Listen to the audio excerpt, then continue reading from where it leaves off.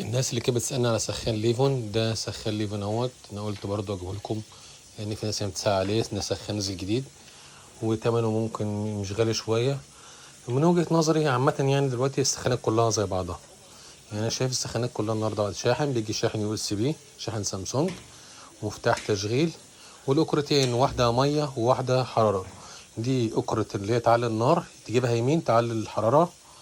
ديت الميه بقى لو الضغط ميه شديد هتجيبها شمال، اللي هي على الميكس. ضغط ميه ضعيف هتجيبها على الميني عشان يشتغل معاك على اقل ميه. لو ضغط ميه عندك شديد خليك على الميكس اعلى حاجه. ده شكل السخان، سخان ليفون ده 6 لتر.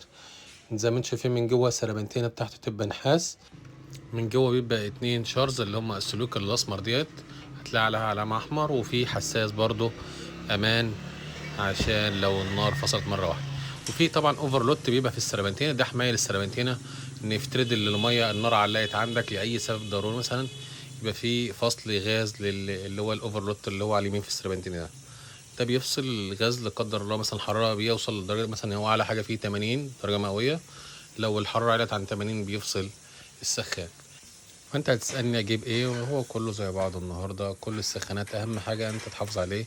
السربنتيه ضعيفه، ما تعليش النار جامد، حاول توطي النار.